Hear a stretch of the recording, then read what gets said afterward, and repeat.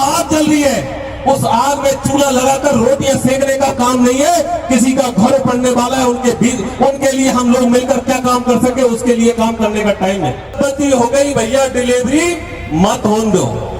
बात के अंदर मैं तन मन धन से आपके साथ में खड़ा हुआ। किस सरकार ने की, उस सरकार को इस जगह जवाब देना पड़ेगा। और साहब मेरा तो खानदान है जो एक बार खेदी ने पत्थर की लकीरें कोई बिदादा पर नहीं मिटे, ये खानदानी गुण है यहाँ के अंदर। तो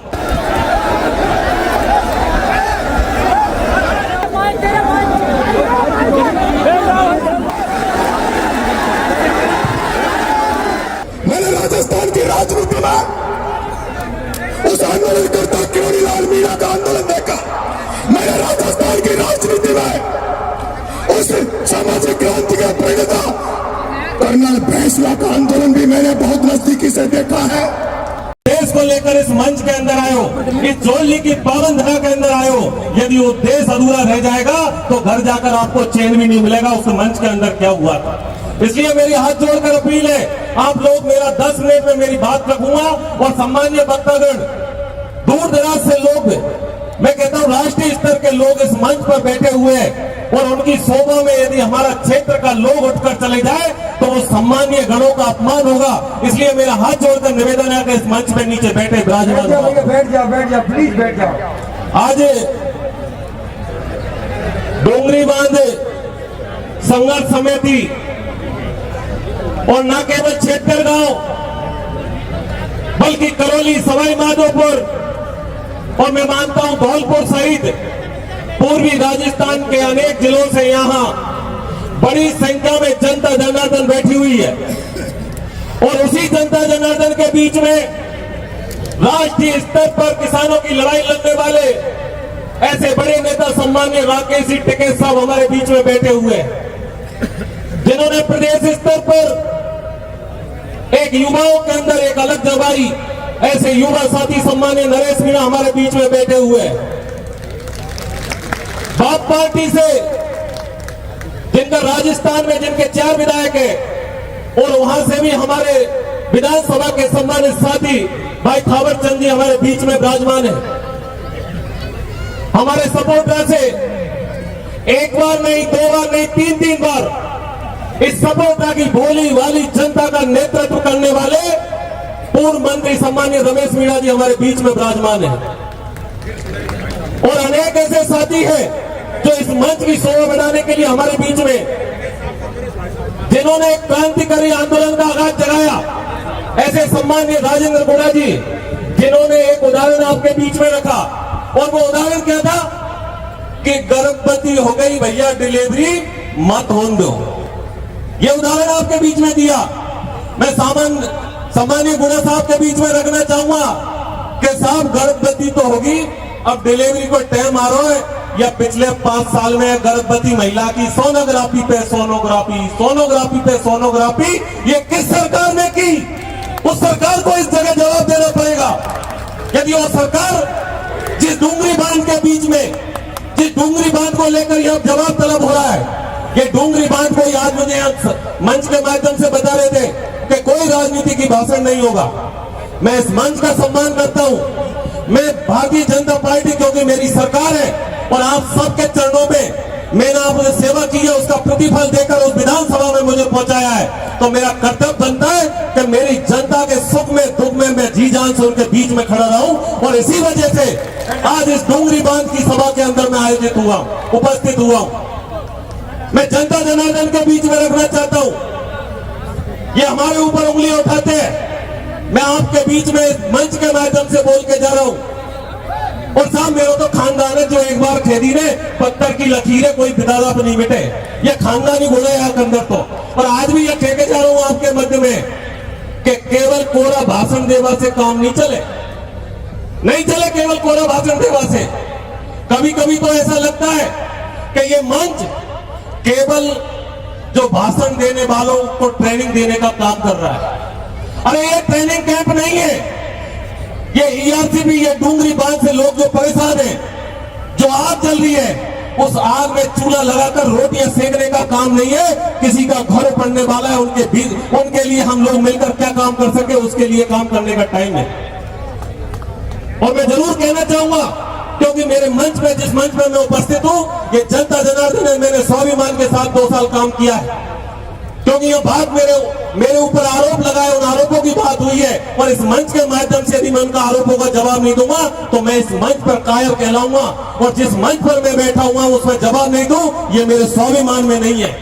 इसलिए मैं सम्मानित श्रोता बंधुओं, 2 साल के अंदर आप याद करो उस करणपुर की घाटी को। इसी जोली गांव से एक वीर पैदा हुआ जिसका नाम रंगजी बाबा था। उस रंगजी बाबा ने 1993 के अंदर स्वर्गीय भैरव सिंह शेखावत को वहां बुलाया करणपुर के अंदर, और करणपुर के अंदर बुलाकर इस सपोर्टरा की पहचान करवाई कि ये डांग क्षेत्र है जिसमें मेरे नुमाइंदे पड़े हुए हैं। और तब तत्कालीन मुख्यमंत्री स्वर्गीय भैरव सिंह शेखावत ने 56 लाख रुपए देकर उस घाटी का निर्माण करवाया।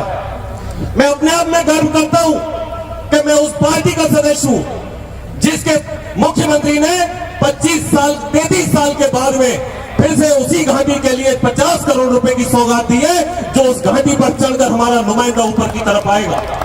सम्मानीय भाषण दे रहे थे, आपने क्या किया 15 साल तक? गरीब जनता को लड़ाने का काम किया आपने। मैंने 2 साल के अंदर किसी भाई से भाई में प्रेम फैलाने का काम किया है। विरोध करने से काम नहीं चलेगा, सच सुनना पड़ेगा आप लोगों को, सच सुनना पड़ेगा आप लोगों को। जिसके बारे में बोलते हो आप, जिसके बारे में बोलते हो कि डूंगरी बांध के लिए बोल रहे हो आप लोग, मैं आपको बताना चाहूंगा कि डूंगरी बांध के अंदर मेरी जो स्थिति है, मेरी जो स्थिति है, यह राजनीतिक भाषण नहीं। आप लोगों ने पहले जब आपको खड़ा होना चाहिए, जो आरोप लगा रहे हैं उनका आरोपों को जवाब किस तरह देना है, उस आरोप के लिए आपको खड़ा होना चाहिए। आपको इस बात में खड़ा होना चाहिए व्यक्ति है, और आपको इस बात के लिए खड़ा होना चाहिए कि डूंगरी बांध में आपसे पहले भी कहा और मैं आज भी कह रहा हूं कि डूंगरी बांध के अंदर मैं तन मन धन से आपके साथ में खड़ा हुआ हूं, आपके साथ में खड़ा हुआ तन मन धन से। लेकिन आप लोग जिस तरह के आरोप लगाए इस मंच के अंदर जिस तरह का आरोप लगाए आपने, आपको इस बात को समझना पड़ेगा कि डूंगरी बांध संघर्ष समिति है, जिनके लोगों से मैंने लगातार 3 दिन से मैं बात कर रहा हूं। उन लोगों से कहा मैं इनकी माननीय मुख्यमंत्री जी, माननीय सिंचाई मंत्री जी, निर्णय होगा, उस निर्णय से आप संतुष्ट नहीं है तो आपका विधायक आपके साथ में खड़ा रहेगा, यह आपको मैंने विश्वास दिलाया था। लेकिन जिस कार्यक्रम के अंदर हम उपस्थित हुए, उस कार्यक्रम के अंदर मेरे नेता के खिलाफ कोई गाली देगा, उसको हम लोग बर्दाश्त नहीं करेंगे। कुल कथन कहने की बात है, क्या आप सबको बता रहे हो? खड़े जो लोग गौरीलाल के बारे में आप गलत बोलते हो, आपको शर्म आनी चाहिए। आपका खुद का पता नहीं कब किस बारे में बैठते हो, कब किस बारे में बैठते हो, और उस राजस्थान के नेता के बारे में गलत बोलते हो, आपको शर्म आनी चाहिए। मैं इस बात को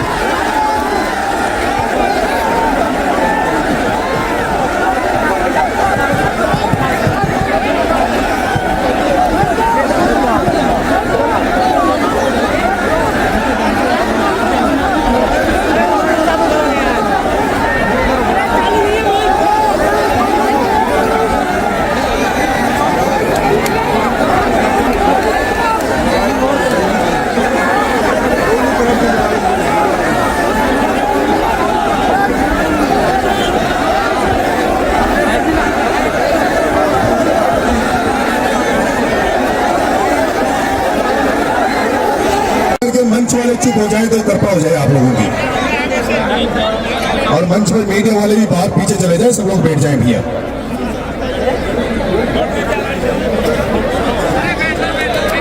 डोंगरी बांध आंदोलन के क्षेत्र गांव की कमेटी के सारे अध्यक्ष जन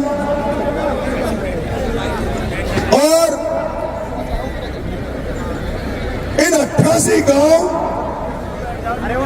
और 88 गांवों में रहने वाले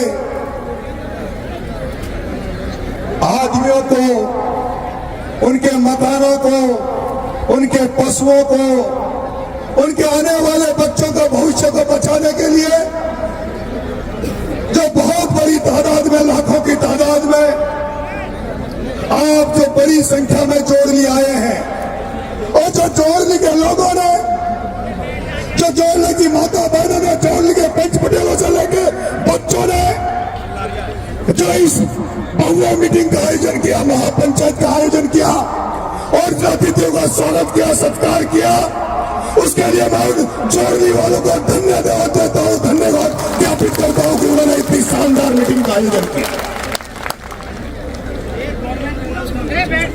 मंच पर विराजमान सभी नेतागण, देश में नरेंद्र मोदी द्वारा घोषित काले कानूनों को भूंगली बनाकर वापिस मोदी के पिछवाड़े में डालने वाले राकेश जी टिकैत साहब राजस्थान की राजनीति में मेरे क्रांतिकारी बड़े भाई आदरणीय राजेंद्र सिंह हुड्डा साहब, आपका सपोर्टर से पूर्व मंत्री बड़े भाई रमेश जी मीणा साहब, आपका इस सपोर्टर का बेटा, आपका विधायक भाई हंसराज जी मीणा, आपके इस मंच पर विराजमान सभी नेतागण, मेरे क्रांतिकारी साथी भाई प्रहलाद खटाना, भाई शीशराम गुर्जर, भाई आमिर खान, तमाम सर्व समाज के लोग जो इस रैली में, इस पंचायत में बहुत कुछ मन बनाकर आए हैं, कुछ लेने आए हैं। मैं जानता हूं इसके पहले कई पंचायतें हुई, अगर नरेश मीणा भूख हड़ताल पर नहीं होता तो नरेश मीणा चकेरी की धरती पे भी आता। मैं इस पंचायत में जब आया था तो सोच कर आया था कि नरेश मीणा एक भी शब्द भाषण में नहीं बोलेगा, भाषण नहीं बोलेगा। मेरे बड़े भाई रमेश जी मीणा ने बहुत ही काम की बातें कही, भाषण थोड़ा लंबा हो गया था, वक्ता ज्यादा थे, बोलने वाले ज्यादा थे, इसलिए, लेकिन उन्होंने बहुत काम की बात कही थी कि यहां ये जो लोग आए हैं, मैं तुमसे पूछना चाहता हूं, मेरी माता बहनों, तुमसे पूछना चाहता हूं, क्या तुम लोग जो पिछली महापंचायतें हुई उसमें जिस तरह से भाषण सुनने गए, नेताओं के भाषण तुमने सुने, क्या इस महापंचायत में भी केवल भाषण सुनने आए हो क्या? वो लोग हाथ खड़ा करें, वो लोग हाथ खड़ा करें जो केवल भाषण सुनने आए हैं। भाषण सुनने नहीं आए ना, मुझे पता था। मैंने राजस्थान की राजनीति में उस आंदोलनकर्ता किरोड़ीलाल मीणा का आंदोलन देखा, मैंने राजस्थान की राजनीति में उस सामाजिक क्रांति के प्रणेता कर्नल भैंसला का आंदोलन भी मैंने बहुत नजदीकी से देखा है, और उन आंदोलनों को मैंने नजदीकी से देखा। मैंने मीणा का आंदोलन बहुत नजदीकी से देखा। मैं देखता हूं जब कई आंदोलन होते हैं, मैं देखता हूं जब कई आंदोलन होता है, और आंदोलन में बार बार पंचायतें बुलाई जाती है, बार बार मीटिंगें बुलाई जाती है, बार बार लोगों को पीले चावल बांटे जाते हैं, तो जनता के मन में एक भाव आ जाता है, भाव यह आ जाता है कि ये लोग आंदोलन के लिए लड़ाई नहीं लड़ रहे, ये तो केवल रोटियां सेक रहे हैं, इनको तो केवल अपनी नेतागिरी करना है। मुझे लगता है इस आज की धरती पर जब आप 11 बजे से यहां बैठे हो, अरे एक भी आदमी हिल नहीं रहा, मेरी माता बहनों को रोटी बनाने का टाइम हो गया, उनको चूल्हा जलाने का टाइम हो गया। अंधेरा होता आया, सूरज ढलने लग गया, लेकिन मेरी माता बहनें इस मकसद के साथ यहाँ बैठी है, हजारों पटेल हजारों युवा इस मकसद के साथ यहाँ बैठा है कि आज कोई न कोई निर्णय इस महापंचायत में होगा, कोई न कोई फैसला इस महापंचायत में होगा।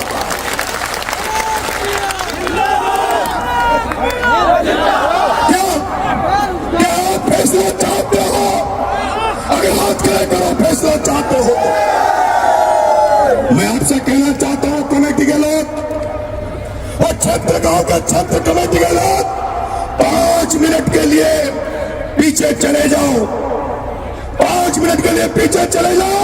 ये जो मंत्री नेता यहां बैठे हैं, इनसे 5 मिनट की मंत्रणा कर लो, 5 मिनट की मंत्रणा कर लो। तुम्हारा जो फैसला तो तुम्हारा ही रहेगा, तुम जो फैसला करोगे उस फैसले के साथ सारे मंच पर बैठे लोग आपके साथ रहेंगे, क्योंकि आपने कई दिनों से मेहनत कर रहे हो, लड़ाई लड़ रहे हो। लड़ाई हम आपके सुपुर्द करते हैं, हम तो सैनिक बनकर, सेनापति बनकर तुम्हारी लड़ाई तुम्हारे साथ मिलकर, कमेटी वालों की लड़ाई कमेटी वालों के साथ मिलकर लड़ाई लड़ेंगे। लेकिन सुन लो कमेटी वालों, ये लड़ाई कोई राजनीतिक नहीं है, ये लड़ाई घर बचाने की है। मेरी माता एक गीत गाती है, मेरी माता एक गीत गाती है कि चिड़िया घोंसलों को छोड़े, कशा बच्चा बच्ची को कशा घर को छोड़ दिया। लड़ाई राजनीति की नहीं है, लड़ाई राजनीतिक भाषण की नहीं है। मैंने देख लिया जब रात शाम को 5-6 बज रहे अंधेरा होता रहा और इतनी बड़ी संख्या में आप यहाँ बैठे हो, और मैंने सुना है, देखा है, जब भी किसी ने डूंगरी बात के अलावा इस मंच में एक भी शब्द बोला है तो लोग खड़े हो गए, लोग बोर होने लग जाते हैं, क्योंकि केवल ये जनता डूंगरी बांध को सुनना चाहती है, डूंगरी बांध को रुकवाने की बात सुनना चाहती है। मेरे माताओं, मेरे किसान भाइयों, नेताओं ने कही, बूढ़ा साहब ने एक सुर्रिया छोड़ दिया था कि डिलीवरी होने वाली है, डिलीवरी रोकनी है। हो सकता है कांग्रेस ने प्रेग्नेंट की हो सकता है कांग्रेस ने प्रेग्नेंट की हो और डिलीवरी का समय बीजेपी की सरकार में आ गया। लेकिन कमेटी वाला जनता, अगर तुमने नरेश पे भरोसा कर दिया तो भ्रूण हत्या कर दूंगा, उस डिलीवरी को नहीं होने दूंगा।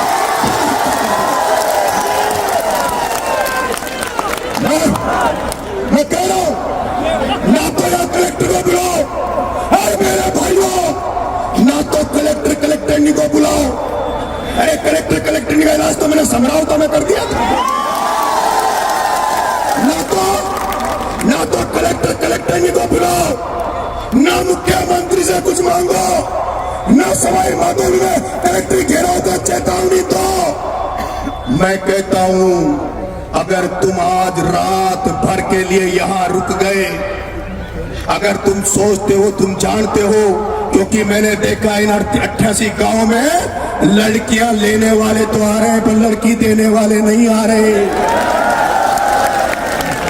लड़कियां लेने वाले तो आ रहे हैं लेकिन लड़की देने वाले नहीं आ रहे। उनको पता है कि हम इनको लड़की दे भी देंगे तो हमारी लड़की का क्या भविष्य होगा, उसका लड़की का ससुराल कहाँ होगा। अभी तो चोरली में है, अभी तो डूंगरी में है, अभी तो भूरी पहाड़ी में है। पता नहीं उस बेटी को कहाँ जाकर बसना पड़ेगा, पता नहीं मध्य प्रदेश जाना पड़ेगा या उसको डूंगरपुर जाना पड़ेगा, रेगिस्तान में जाना पड़ेगा। मैंने देखा है जब आंदोलन हुआ, कर्नल किरोड़ी लाल फैसले ने जब रेलवे ट्रैक जाम किया तो इतने लोग नहीं थे जितनी तादाद में आज आप लोग यहाँ बैठे हो। मैं तो आपसे कह रहा हूँ, ज्यादा लंबा भाषण नहीं दूंगा, मैं आपसे यह कह रहा हूं, नरेश मीणा खुद की गारंटी ले रहा है। नरेश मीणा, राजेंद्र बूढ़ा और मेरे साथ आए हुए क्रांतिकारी साथी, जब नरेश मीणा 7 बच्चों के लिए 15 दिन भूखा रह सकता है, तो नरेश मीणा अगर तुम परमिशन दे दो तो अभी इसी जगह भूख हड़ताल पर बैठना चाहता है। इसी जगह डूंगरी बांध के लिए इसी जगह डूंगरी बांध के लिए सुनो मेरी बात, मेरी माता बहनों, उस दिन को सोचना। अरे सोचो, उस गाजा को देखो, उस यूक्रेन को देखो, जिस गाजा पे इजराइल रोज बम फेंक रहा है, उस गाजा पे लोगों को रोज मार रहा है, लेकिन वो गाजा वाले अपनी धरती नहीं छोड़ रहे, अपने घर वालों को नहीं छोड़ रहे, वो जाने दे रहे। मैं कहना चाहता हूँ, कितने लोग यहाँ ऐसे हैं जो हाथ खड़े करना, जो इन बच्चों को बचाने के लिए लाठी खा सकते हैं। कितने लोग ऐसे हैं जो इस जमीन को बचाने के लिए जेल जाने के लिए तैयार हैं। कितने लोग ऐसे हैं जो इस जमीन को बचाने के लिए, आने वाले बच्चों के भविष्य को बचाने के लिए अपनी जान पर अपनी गोली खा सकते हैं, वो बात करेंगे। मैं तुमसे कह रहा हूं, मैं अभी मेरा मन कर रहा है कि मैं इसी जगह भूख हड़ताल पर बैठूं और तमाम लोग रुक जाइए। मैं तमाम लोगों से निवेदन कर रहा हूं, जब हजारों लोग भूखे मर जाएंगे तो नरेश मीणा के मर जाने से क्या फर्क पड़ेगा। और मैं आपसे निवेदन कर रहा हूं, सुन लीजिए, जो कमेटी फैसला करेगी वो कमेटी करेगी, उसके बाद मैं फैसला लूंगा। लेकिन मैं मेरी मन की बात बता रहा हूं, ये बता रहा हूं, आंदोलन रोज रोज नहीं चलेगा, रोज रोज महापंचायतें नहीं होगी। कलेक्ट्री का घेराव करके क्या कर लोगे तुम? क्या है कलेक्ट्री है क्या? मैं नरेश मीणा, अगर तुम मुझे ही नेतृत्व दे दो या कमेटी वालों मेरे से पूछ लो, कल भजनलाल के मंत्रियों को ला दूंगा यहाँ,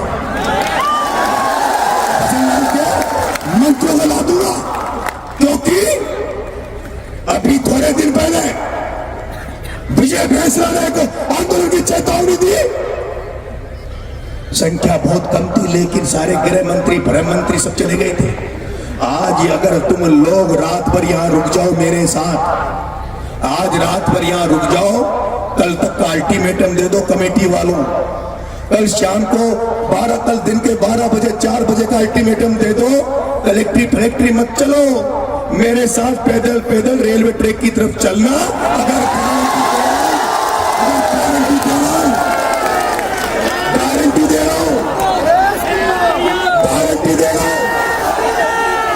गारंटी दे रहा हूं, सुन लो, अगर गारंटी दे रहा हूं कलेक्टर तो क्या, और नया जो मुख्य सचिव आया है ना, वो अगर पटरी पे तुमसे बात करने नहीं आ जाए तो नाम बदल देना। क्या तैयार हो? क्या तुम लोग जब आंदोलन में आए थे, इस महापंचायत में आए थे, तो क्या भाषण सुनकर जाने के लिए आए थे या आंदोलन में लड़ने के लिए आए थे? लड़ने के लिए आए थे। मेरे को पता है, नाम रजाई लाए ना गधेला लाए, लेकिन मुझे भरोसा है कि आने वाली पीढ़ियों को बचाने के लिए, हमारे घर बार को बचाने के लिए, मुझे भरोसा है, अगर तुम आज की रात इस जगह रुक गए, और कल मेरे साथ ऐसे 500 ही रुक जाओ, क्योंकि नरेश मीणा तो अकेला ही संग्रामों में भारी पड़ गया था। अगर 500 भी रुक जाओगे तो डूंगरी बांध को रद्द करने की गारंटी लेता हूं। लेकिन बार बार महापंचायतें बुलाओगे, बार बार कलेक्टर का घेराव की रणनीतियां बनाओगे, तो ये जो नेता ने जो मंच पे लड़ रहे हैं, ये तुम्हारे आंदोलन को खत्म कर देंगे। इसलिए जोड़ली वालों, तुमने सेवा तो खूब की, दूध भी पिलाया, लेकिन मैं आपको विश्वास दिला रहा हूं जोड़ली वालों, आज की रात नरेश मीणा के साथ ये सारे लोग भूखे रहेंगे। आज की रात तुमसे रोटी नहीं मांगेंगे, और आसपास के गांव वालों से कह दो कल पूरी सब्जी की व्यवस्था कर ले, कल रेलवे ट्रैक के नजदीक चलेंगे। पहले तो यहां से रेलवे ट्रैक तक चलेंगे, लेकिन चढ़ेंगे नहीं, पटरी पे चढ़ेंगे नहीं, पहले पटरी के नीचे बैठ जाएंगे, फिर थोड़ा वो इंतजार करेंगे, और फिर कोई नहीं आया उखाड़ देंगे। तो अब इस बात से कमेटी बात कर ले, अगर कमेटी सहमत है नहीं है तो बता दे, क्योंकि सबके शादी ब्याह है, लेकिन सब छोड़ देंगे। 25 तारीख को तारीख है, वो भी छोड़ देंगे। और मुझे तो आपको मैं बता दूं, मेरा तो पूर्वी राजस्थान के जो युवाओं ने, साथियों ने जो 25 साल मुझे जिंदा रखा राजनीति में या सामाजिक जीवन में, मेरा तो एक कर्जा उतारने आया हूं। अगर तुम्हारे डूंगरी बांध वालों, तुम्हारे आने वाले बच्चों के लिए, तुम्हारे घरों को बचाने के लिए, तुम्हारे मकानों को, गांवों को बचाने के लिए नरेश को प्राण देने पड़े तो प्राण दे देगा, पीछे नहीं हटेगा। और 2 लाइनों के साथ अपनी बात को खत्म करूंगा। कमेटी वालों 5 मिनट जरूर बात करना, क्योंकि ये लोग मेरे को लगता है कुछ लेकर जाना चाहते हैं यहां से। फूल बनकर जो जिया, फूल बनकर जो जिया, उसको यहां मसला गया। आदमी को फौलाद के सांचे में ढलना चाहिए, और छीनता हो कोई हक अगर, अधिकार अगर आपका, तो आंख से आंसू नहीं, सैलाब बरसना चाहिए, सैलाब बरसना चाहिए। आंखों में सैलाब ले लो, आंखों में सैलाब ले लो, हाथों में लठ ले लो, हाथों में चेहरा पकड़ लो, चेहरा, और हाथों में लठ पकड़ लो। मेरी माता बहने तैयार हो जाओ, कल तक का इंतजार कर लो। 7 दिन 15 दिन आगे आगे मत खिसकाओ, बदसाबी तय कर लो।